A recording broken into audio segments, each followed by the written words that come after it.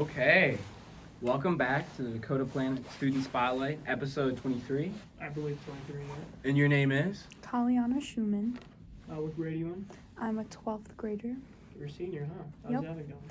Pretty good, a little bit stressful with college and everything, but good for the most part so far. Have you found a college you really want to go to? I wanted to go out of state, kind of like UC schools, so I've applied to them. I just haven't heard back. So my other schools here that I applied to were Detroit Mercy and U of M in Ann Arbor. That's nice. What are you planning on studying? Okay, so I want to be a cosmetology plastic surgeon. So a plastic surgeon that only deals with the face. So Botox, fillers, lifts, anything that has to do with the face, just not plastic surgery in general. Was there anything that inspired you to that field, or just? Well, I do like the medical field. I just feel like pharmacy, too much memorizing.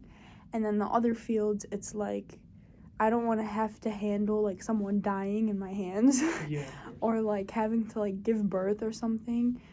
So I like that field because I feel like it makes women and other people men, if they get it, more confident with themselves. And now in our day and age, a lot of people are doing it.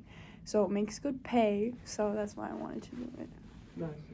Yeah, it's good because a lot of the medical field, like you said, is super it's hard to get into. You know what I mean? You have to set that idea as a third grader, oh, I want to be a veterinarian, because otherwise you're gonna be so far behind the curve. Yeah, that's another thing. They study a lot, and even if I wanted to go into just a plastic surgeon, a regular one, I wouldn't even finish school till I was 30.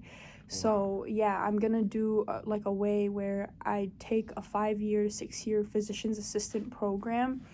And then after that, I can pay $500, $400 and take classes that teach me where to insert needles and stuff like that. So it's way faster. I finish younger that way. Yeah. So you're basically gonna do an apprenticeship while also going to college. Basically. And then. Yes. Okay. That's a long path. It is. Yeah, it right. is. Is it 6 years? Yeah. Wow. That's a long time. And then you still have to take classes after that. Yes, but I won't be in college. They'll just be classes I'll pay for. It won't be college class. Okay, all right, that makes a lot more sense. Yeah. So moving back to Dakota, how many clubs are you involved in right now? What's your? So I am in a lot of clubs. I am on e-board of Women's Empowerment Club. I'm a historian, or social media manager, I guess they would call it. And then I'm also in NHS. I'm in Key Club, Link Crew, National Spanish Honor Society, and Ecology Club, Helping Hands Club. Yeah, I'm in a lot of clubs. That must take a lot of time. Yes, Do you have it any does. free time after the school? Or? Usually after school, I'm Tuesdays today, most booked, I have, because I don't know why, for some reason, all my clubs just want to meet on Tuesdays. I'm in MSU as well. And they always meet on Tuesdays after school, so sometimes I have to do 15 minutes in each club so I can make it to all of them. And I keep forgetting some. I'm Project Unified as well. Sorry, Miss Cornfeld, if you're watching this. I'm e-board on there too. I'm historian for that club. But yeah, it's really fun. I wanted to, last year, my junior year, I was kind of deprived of doing clubs because of the whole COVID thing, and we didn't get the chance to do them. And then sophomore year, some of the clubs I'm doing right now are only eligible for juniors and seniors. So I wanted to not miss out on the chance, and I felt like it would have looked really good on my college resume, so I just joined a bunch of clubs. Yeah, for sure. Definitely looks a lot better if you're more active Yeah. in school. Yeah.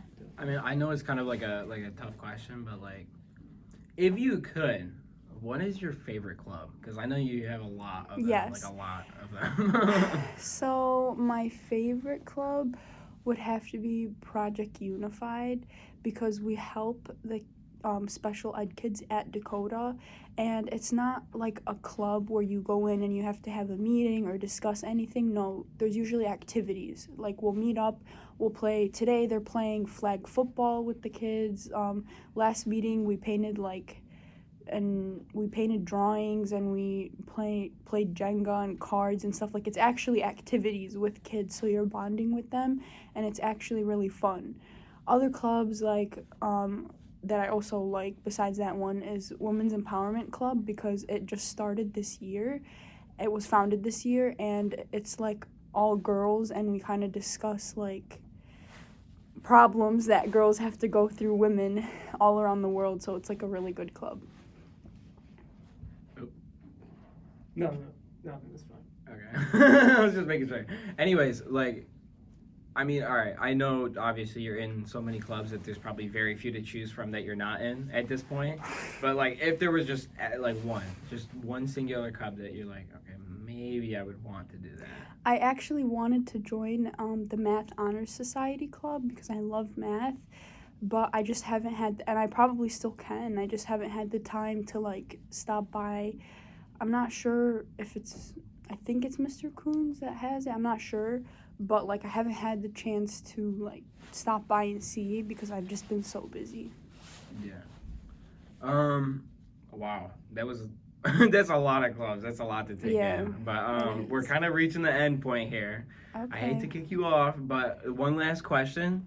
Like, what would be, like, a message or, like, something you've learned over your time here at Dakota, just your time over the years, just, like, your best piece of advice that you could give to somebody? My best piece of advice would probably be to always have integrity and do the right thing when nobody's watching, because even if you do a wrong thing, it's still your school, it's your high school, and, like, it's your community. So don't think that just because a teacher's not seeing, or a student or a principal or someone isn't seeing, like, it's still for you. Like, it's your environment, and you want to make it a better place to be for yourself and for future kids that go to the school.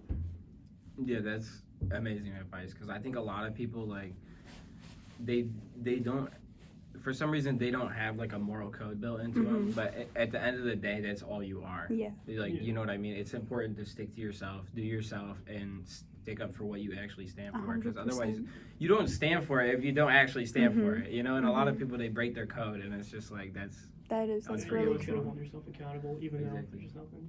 Very well spoken. like, if you do something wrong, don't lie about it. Tell if somebody's asking you, did you do this, be accountable. Like, you know what I mean? Be accountable. Exactly. Obviously, there's certain situations you're not going to admit to murdering somebody, but you probably shouldn't have murdered somebody in the first place. Is the real issue. That's true. When you're murdering someone, it's just a bit of a problem. You have an amendment for that too, the Fifth Amendment, right? Yeah. That's got you covered. Don't worry. Yeah. All right. Thank you for the interview. This is a good one. Nice talking to you. Thank you. It was nice talking to you guys. Thank you. Have a good one.